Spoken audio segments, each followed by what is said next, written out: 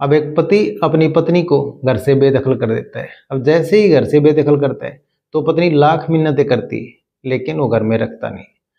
अब उसके बाद जो नाबालिग बेटी 10वीं क्लास में पढ़ती थी वो अपने पापा के साथ रहती थी, लेकिन उसको रात में कुछ नशीला पदार्थ देके उसके साथ रेप जैसी घटना को अंजाम देता है और फिर उसके साथ शारीरिक संबंध बनाता है।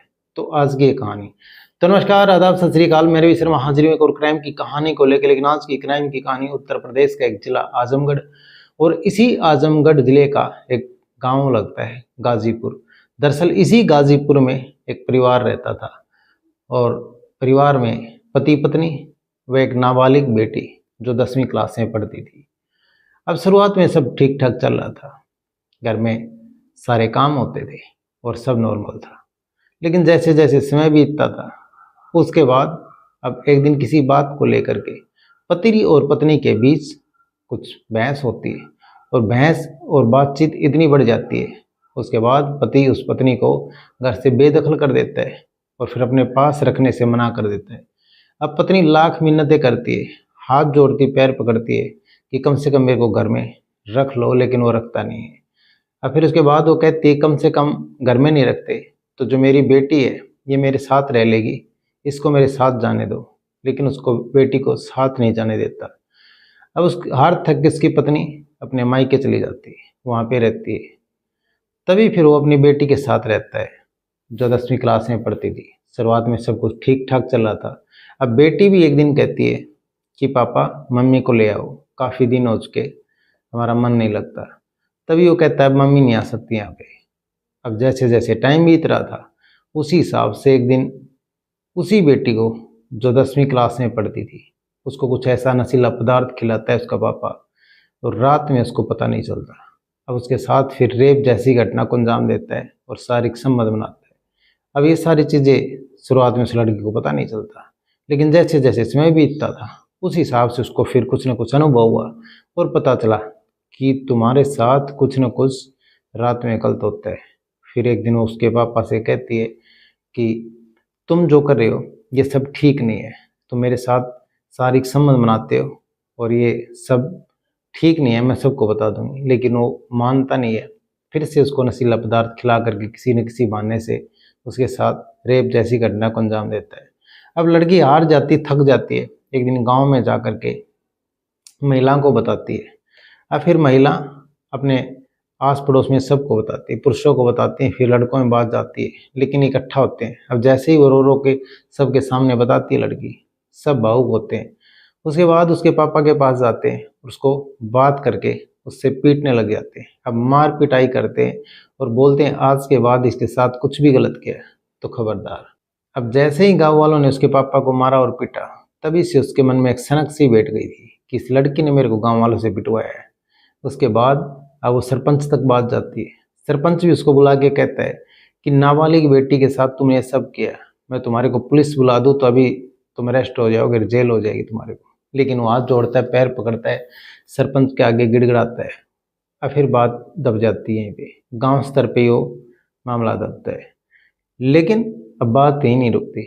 वो फिर भी सरपंच की कहने के बाद भी और ये सब गाँव वालों का करने के बाद भी वो रेप जैसी घटना को अंजाम देता रहता है। लेकिन अब जैसे जैसे समय बीतता था उसी हिसाब से उस लड़की का एक दिन रिश्ता करता है। विपिन यादव के नाम का लड़का होता है।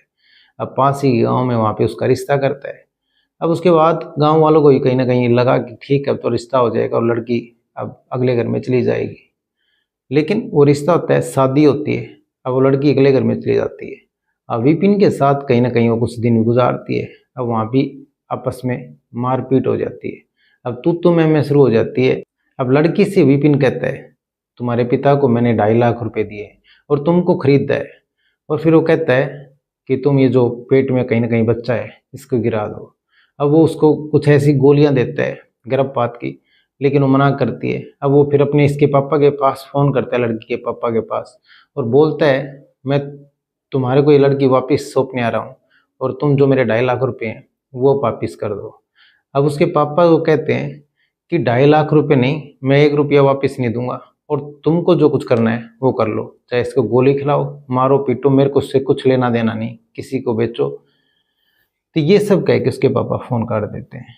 अब कहीं ना कहीं विपिन अब उसको ये कहता है, अब जब तक तुम्हारे पेट में बच्चा रहेगा तो मैं किसी को, जो और ग्राहक हैं, कैसे तुम्हारे को ग्राहकों के आगे लेके जाऊंगा। कहीं ना कहीं उसके पापा ने ऐसे दलदल में फंसा दिया था। जो विपिन नाम का लड़का है वो एक किस्म का दलाल था। अब वो कहता है कि मैं किसके सामने तुम्हारे को लेके जाऊंगा, अब कौन तुम्हारे को इतने पैसे देगा, क्योंकि तुम्हारे पेट में ऑलरेडी बच्चा है। तो ऐसी बातें उससे कहता है। अब लड़की तंग हो जाती है, क्योंकि पहले पापा के प्रेशर में थी और वो रेप जैसी घटना को अंजाम देता था, और इधर से ये भी रेप जैसी घटना को अंजाम देता था, और शायद औरों से भी ये कहता था, और गर्भपात की बातें करता था। लेकिन ये कहता था कि ग्राहक कैसे आएंगे, औरों के सामने परोसने की बातें कहता था। लेकिन अब लड़की हार थक करके वहां से सीधी जाती है थाने में, और थाने में जाने के बाद ये बात सब पुलिस के सामने रखती है और सारी बातें बताती है। उसके पापा ने कैसे नशीला पदार्थ देके उसके साथ रेप जैसी घटना को अंजाम दिया। उसके बाद बात ये नहीं रुकती, अब मेरे को कैसे 2.5 लाख रुपए में बेच दिया। और फिर जो ये लड़का है विपिन, ये भी कहता है कि तुम्हारे को ग्राहकों के सामने कैसे लेके जाऊंगा, तुम गर्भपात करो। ये सारी घटना सारी पुलिस के सामने बताती है। अब कहीं ना कहीं पुलिस के पैरों तले से जमीन खिसक जाती है इस बात को सुन करके। और जितने भी आदमी होते हैं वो सोचते हैं, आखिर कोई पिता ऐसे अपनी बेटी के साथ कैसे कर सकता है कि खुद रेप करे और उसके बाद ऐसे बेच दे किसी दलाल को, और फिर वो और कहीं बेचने की और उसके जिस्म फरोशी के धंधे में धकेलने की बात करे। अब पति ने भी उसके साथ गलत किया और पिता ने भी गलत किया, तो उस लड़की ने लिया कानून का सहारा।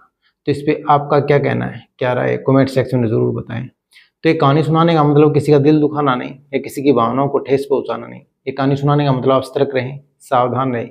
तो कैसी लगी आज की ये कहानी, कमेंट सेक्शन में ज़रूर बता दें, और वीडियो को लाइक कर दें, चैनल को सब्सक्राइब कर दें, बेल आइकन को प्रेस कर दें, ताकि हर वीडियो का नोटिफिकेशन आप तक पहुँचता रहे।